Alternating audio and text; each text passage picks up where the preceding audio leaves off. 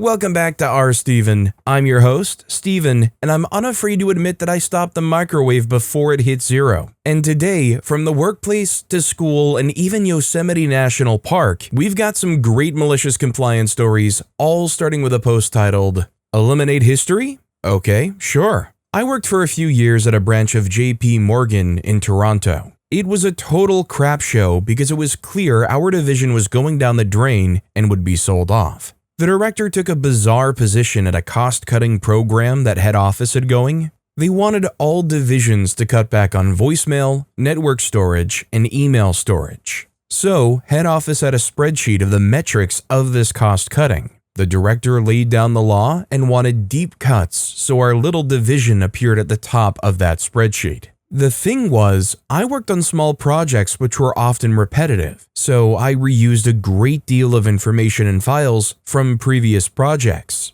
This even included voicemail from clients. This information all had to go. This sounded nuts. I told my manager, who was a real suck-up, never questioned directives. He knew this was a stupid idea, but wouldn't admit it. I took a quick pass on everything. I seldom deleted emails, so this was a good idea. I purged as much as I could. Turns out I was one of the biggest users, and now they're making this out to be a problem, which my boss pointed out in my quarterly review. Only company I knew that had quarterly reviews. They bring up in a review my voicemail storage. So that was it for me. I went nuclear and purged everything. All voicemail, all email, and basically all my network and file storage too. We weren't allowed local storage. The only way to not lose the info I reused all the time was to print it. So I started printing out tons of emails, requirements, old notes, client stuff, whatever, like hundreds of pages. Eventually, my boss noticed because he was a micromanager and he put a stop to it, but by then, the damage was done. All my reusable history was gone. Then a new set of projects came in, and suddenly they were all, "Why is planning taking so long?" and "Why are your estimates higher?" So I bumped my estimates by like 10% because I literally had to recreate everything from scratch now. My manager got pissed and said I can't just add time like that, so I walked him through it step by step. Like, okay, show me where I'm wrong then. He couldn't, he just kept saying, "You can't do that." So I asked him what he wants instead, and he basically says, "Just make it up, keep it within the tolerances." Except it does take longer, and he knows that. All the requirements used to be in my email threads, old project folders, even voicemail, and now it's either gone or it's sitting on paper. I had like 300 plus pages of printed requirements and notes, all annotated, and reviewing that takes time. But if I don't take the time, then I'm the one who eats it when something gets missed. And that's the part that really pissed me off.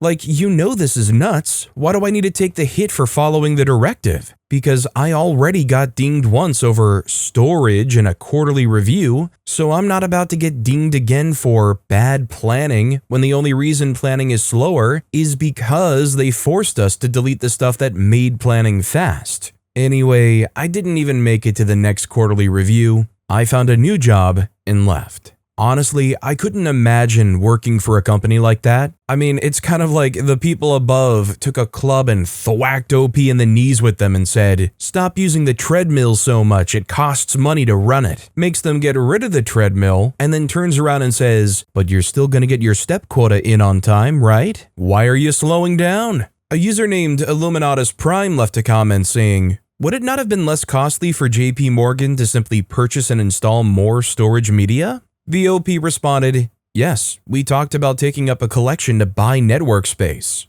A user named MyRandomEvents left a comment saying, "What gives me pause is that I'd have imagined that Canada's version of the SEC would have required that a lot of that information you've listed had to be retrievable for years." The OP responded, "The thing was, the Canadian office was just a puppet. We all had dumb terminals. All information, including all of our daily work, emails, and all of it, were stored on servers in the US. And aren't you glad there's no purchase necessary to acquire more malicious compliance videos? It certainly wouldn't hurt if you hit those like and subscribe buttons down below, though." Our next story is, "Customer always found a mistake, so we complied." This goes back to around 1990s. I was an independent designer for a few different printing businesses in the south suburbs of Chicago. Back then, computers were fairly new and print shops were still old school. Those inserts you found in newspapers, they were still hand-lettered back then. I would design brochures and flyers, laser print proofs, scan photos. A 150 DPI HP scanner was $1,200. That's like $5,000 today, and so on. Anyway, one of the print shops had a customer that always found an error, would demand a new proof, and not authorize the job until he signed off on the new proof. Every single time.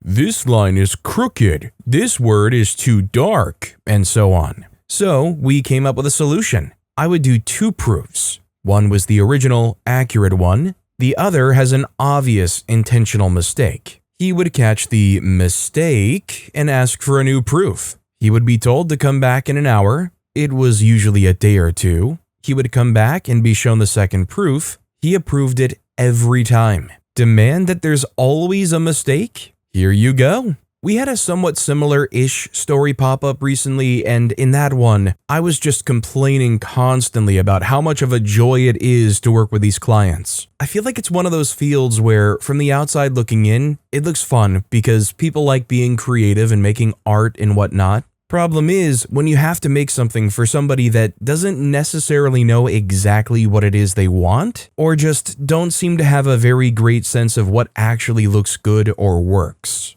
A user named Weaselwash left a comment saying, "As someone from the south suburbs, I want to know what businesses you designed for." The OP responded, "Man, it's been too long. There was an offset press company around 95th and Tri-State, also a couple of quick print franchises, and a small privately owned one. My cousin owned that one. He cut off half of 2 fingers on a cutter. He duct taped the grips and only needed the foot pedal. He had his hand on the stack when he stepped on the pedal, clean cut through."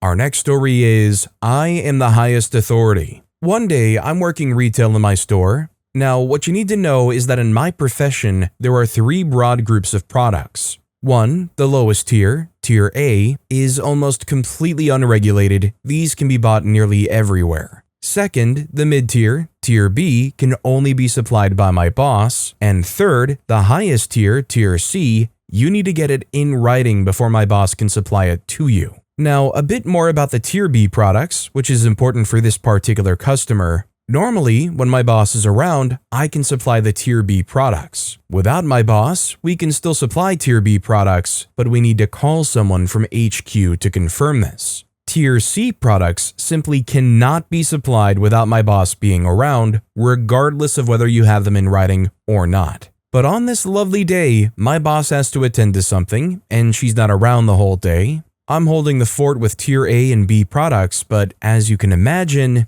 it's a lot more inconvenient now that I need to make multiple calls to HQ to be able to dispense the Tier B products. The queues are backing up, and it's just me and several other colleagues managing the store. My colleagues are focused on selling the Tier A products. They can, in theory, handle the Tier B products, but they would really rather not to, and it's much better that I handle them. There's a whole story there about the Tier A and B products, but they don't belong in this story. So this customer comes waltzing in and wants to get a Tier C product. I tell her that I can't sell it to her. Not today. But I always get it here. I'm sorry, I can't sell it to you, and my boss is not around today. But I see that you can sell Tier B products. Sorry, Tier B products are different. You want a Tier C product. To sell it to you, we would need someone of a higher authority. Okay, bring me to the highest authority of the store. They're always behind that counter.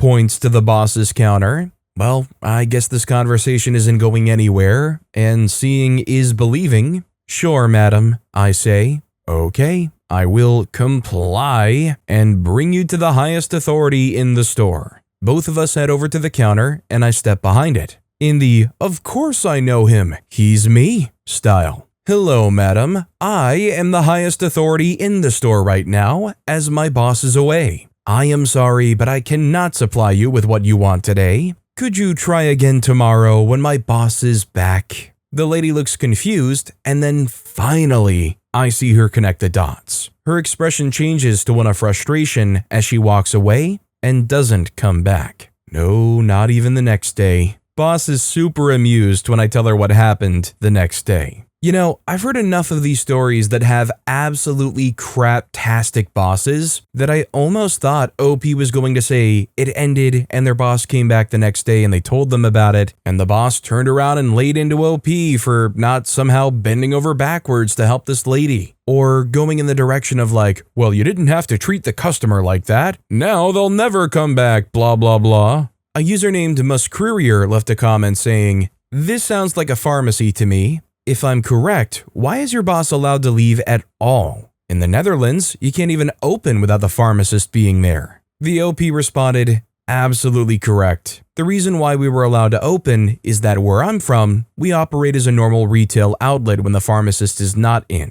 The pharmacy is fundamentally separate, physically and operationally, from the rest of the store. It's confusing because the way that apothecaries operate around the world are fundamentally different. Where I'm from, it's allowed to even dispense Tier B products without a pharmacist physically present, thus the calls to HQ. Tier A products can be sold to everyone, there aren't any regulations on this." A user named SB left a comment saying, "Stupid question, what does HQ do so you can supply it? Background checks or so?" The OP responded, "Not stupid at all, it's more complicated than that, though I can't say too much because I absolutely must not reveal where I worked at. I've since moved on, but my colleagues and ex-boss are all still there. But yes, there are some sort of background checks, and they do need to ask the customers some stuff too. After it's all done on their end, we then need to document more paperwork on our end. So it's a hugely complicated administrative maneuver. I've never had problems with this, but my colleagues really don't like doing all this administrative stuff, so they usually leave it to me."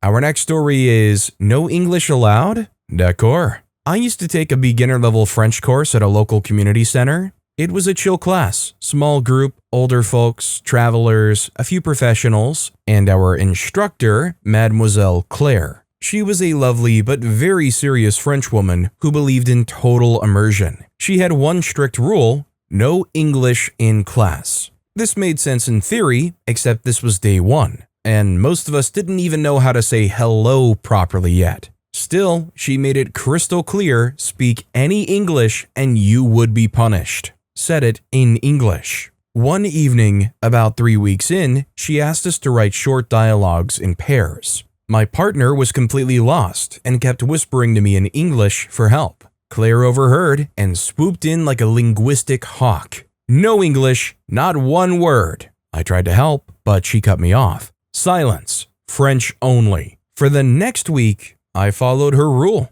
No English, not even when she herself lapsed into English to explain something complex. I would just blink and say, "Je ne comprends pas," in English being, "I don't understand." When she emailed homework instructions in English, I pretended I didn't understand them. During oral drills, I deliberately answered everything in broken, overly literal French, even when it made no sense. Eventually, after I raised my hand and asked in French what homework meant again for the 5th time, she sighed and said in English, "Okay, some English is allowed." Merci beaucoup, Claire. I mean, I get the idea behind it. In theory, if you have like enough of a foundation that you can speak French, only speaking French in that classroom is obviously going to really strengthen your French speaking muscle, so to say. I remember my mom telling me a story about how her father, my grandfather, growing up, grew up in a German household. And his parents insisted while he was growing up, in this household, we only speak German. Might have been annoying for him considering it was in the United States, but I bet his German was pretty darn good. A user named Devere left a comment saying, "You must have been her favorite." The OP responded, "You could say that." Our next story is Signage Not Allowed? Fine. I'm forwarding this from someone who works in Yosemite National Park. He manages a building which houses staff, both male and female. There's only one restroom in the building, long story, with 2 stalls. As one might imagine, not all men who use stalls keep them in a condition that women would care to confront. So, this building manager taped the astrological sign for Mars. a circle with an arrow coming from it at a 45-degree angle to the upper right on one door, meaning that stall is for men. He taped the astrological sign for Venus, a circle with a plus sign coming out from the bottom, on the other door, meaning that stall is for women. Again, as one might imagine, Yosemite is a hot mess. Not only because they're way understaffed and swamped with visitors, but also because of arbitrary rules from above, shall we say? A month or so ago, he was advised that the women's sign, but not the men's sign, must come down. He complied, but then in its place, he put another identical men sign, but with a red circle over it and a diagonal red line through the circle. Mission accomplished. I'm going to be honest, I'm going to be vulnerable here. I read the story, and it took me a minute and a half to actually put the picture in my head of what was different here. For some reason I read this and my mind went, oh, they made the symbol red or something? No, they put the exact same symbol and then put the literal red cross-out symbol stamped over top of it. For some reason it took my brain way too long to process identical men sign but with a red circle and diagonal red line through that circle. A user named Reasonable Reach left a comment saying, this story was 1, written by a male who, 2, has never had to clean toilets. Despite common knowledge that you might think, women's bathrooms are absolutely disgusting compared to men's ones. So any story about keeping the men's toilets up to some fantastical women's standards is complete BS. Is that true, by the way? The OP responded, the guy who passed the story on to me is definitely responsible for cleaning the toilets. I don't know what to say except that maybe the dynamic of women actually living there and knowing each other and maybe even the whole Yosemite vibe might make a difference. Just a speculation on my part. Our next story is Give Me a Zero for No Name? Got it. So this happened about 12 years ago, but I thought it would be funny to post. I have a learning disability and I've worked really hard to become successful academically. But when I was 14, I was still learning. So I worked really hard on this paper for my history class and I was really proud of it when I turned it in. 2 weeks later, I have a 0. And when I ask why, my teacher says that I forgot to put my name in the correct spot and he couldn't find it and college professors won't remember your name. Okay. Cue malicious compliance. For the next 5 papers, I proceeded to highlight, underline, bold, and use red ink for every single assignment. It gets more obnoxious for every assignment until I'm finally using clip art and pointing arrows at my name. Finally, my teacher tells me that I've made my point and could I please stop. I do. But I also cheer when he leaves at the end of the year and is replaced by the man that made me go into history as a career. Also, when I was getting my associates at community college, I forgot my name on a paper. My professor didn't deduct points, and he wrote my nickname at the top. Edit, I went to a small private school with, I kid you not, 12 people in my graduating class. It wasn't hard to figure out whose paper was whose, even if I didn't put my name on it. Which I did, it just wasn't in the right place. You know, here's the thing that really gets me here. Even in the title of the story, OP puts, Give Me a Zero for No Name. OP got their name on the assignment, sure, it wasn't in the top right corner or something, but who cares? They figured out whose paper it was. It frustrates me to no end when a teacher goes all high and mighty and is like, I'm doing you this injustice solely so you'll be ready for college. I remember plenty well back in the day when the teachers were all, in college, you won't be allowed to carry a calculator around in your pocket, even ignoring the fact that modern smartphones weren't quite there just yet at that time. Almost every math class from high school on, you almost always had access to a calculator. We were expected in high school to buy and have a TI-84 or equivalent.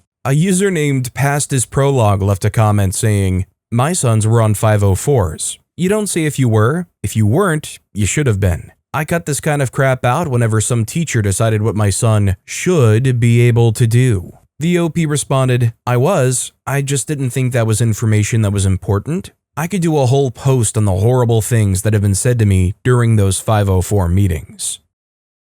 Our next story is, throw it away if it's not labeled. So I work part-time at a small community center. I handle basic admin and help tidy up the shared kitchen, which is used by different groups throughout the week. The fridge is always a war zone. Half-eaten cakes, mystery containers, expired milk and the likes. Last week, we had a meeting about cleanliness, and our manager was especially fed up about the fridge. She said, from then on, if anything in the fridge isn't clearly labeled with a name and a date, it should be thrown away, no questions. I asked her if it should be thrown away if it looks new or expensive. She said yes. If it's not labeled, it should be binned.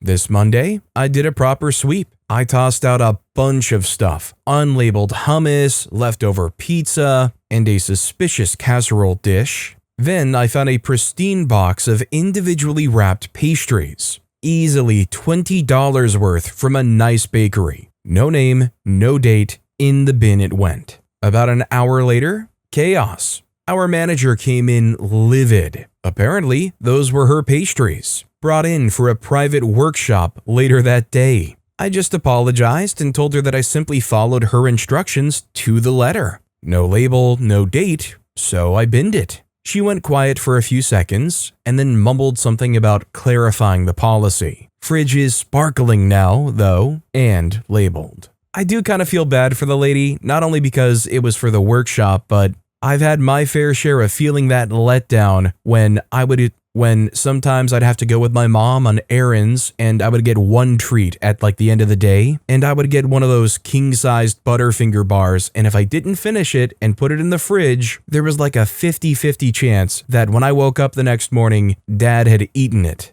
That feeling when you open that fridge, you're like the human embodiment of somebody poking a hole in a tire. You can feel the joy go psh right out of you. A user named HarryWWC left a comment saying, "Do as I say, ... Not like that." The OP responded, "All the time." I feel sorry for her, not gonna lie.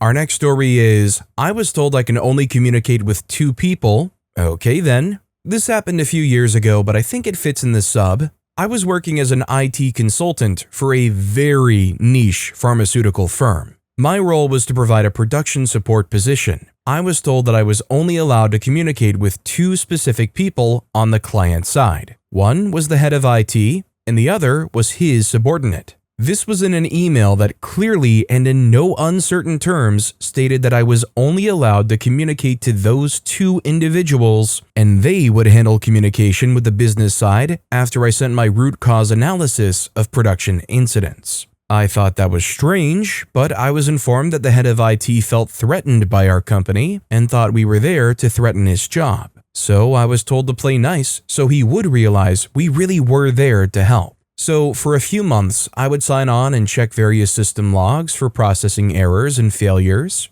I would determine the issue and fire off an email with my findings and solution suggestions. Then one day, I get called into my director's office. He says the client is pissed off and wants to know what I've been doing because they see me log on and then nothing else all day. I tried to tell the director what I do, but he doesn't listen.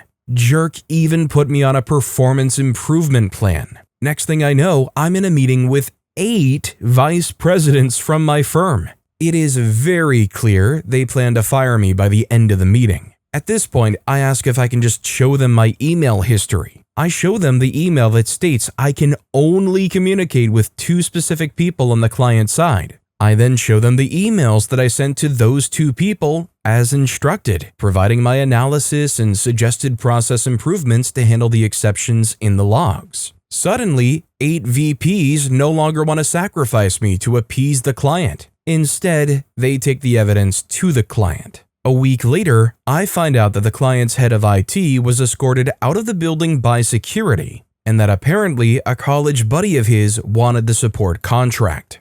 The IT head figured that he would just make my firm look bad in order to cancel our contract and get a new contract for his pal. How the head of IT didn't consider that a digital trail existed is mind-boggling. He was worried about us taking his job away and made it into a self-fulfilling prophecy. Does it not infuriate anybody else that OP is told specifically, You are to only talk to these 2 people. And then the rest of the company that has 8 VPs is so unaware and so incompetent of that fact that it had to get to the point where you had so much leadership in the same room with OP before OP could even present the facts of the matter. A user named Home Rules left a comment saying, "Any fallout to that jerk of your director? Didn't the 8 VPs chew him up for not managing the situation before it was escalated to them?" The OP responded, "Yes, the jerk director was eventually given the opportunity to excel elsewhere. Before that, he pulled me into his office to have the 30-day review for the bullcrap PIP.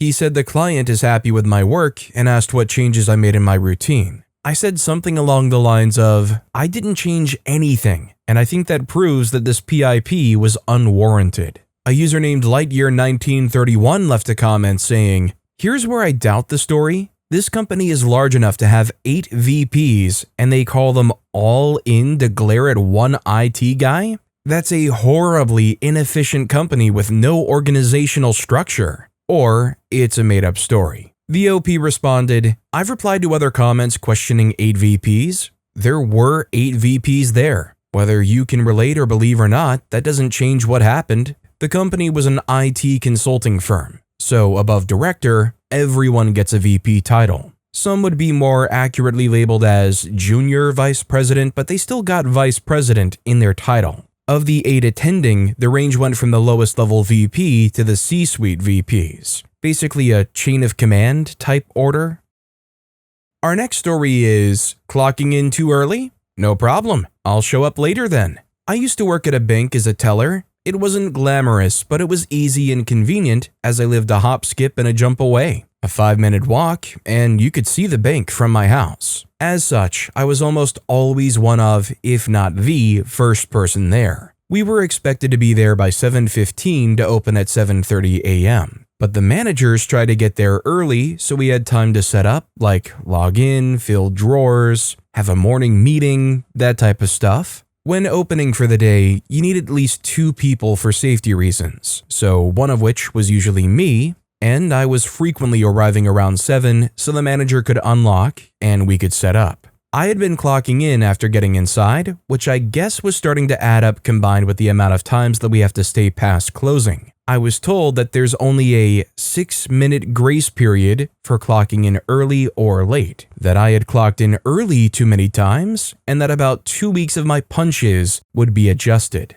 I said, "Okay, is this you specifically telling me to stop showing up early?" They said, "Yes, it is." So I showed up at 7:20 every day. I stopped being there early, I stopped helping set up. I even took advantage of the grace period to be about 5 minutes late every day to make sure I didn't get stuck helping set anything up. It sucked, and it didn't work for anyone. We were frantic trying to open every nearly morning, as most other employees didn't care about procedures, just their own drawers. One day, a few weeks later, a manager asked if I could come in earlier than usual to help with the alarm tests. They were supposed to be done once a month, and for almost a year, I was the one who did them with the opening manager. Apparently, the test was supposed to get done that morning, but the other employee didn't show up early enough to start before we opened for the day. Sure, no problem. I was in by 7 the next morning and clocked in.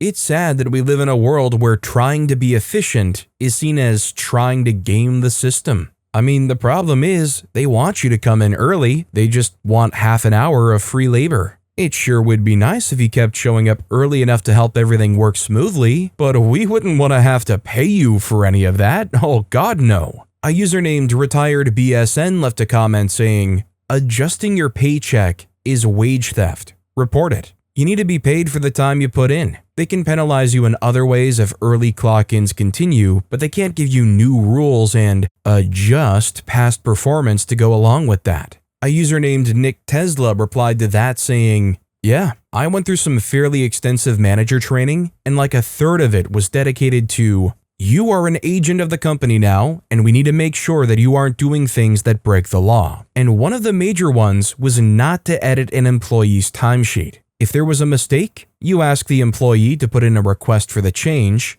and then you approve it. The lost money from a mistake is far preferable to being taken to court over wage theft. And right on cue, I'm going to make sure that I don't steal any extra time from anybody else and say, that's all the time we have for today. Or if you missed my latest video, check it out on the right. That said, make sure you get paid for the time that you put in, and I'll see you all next time with some more stories.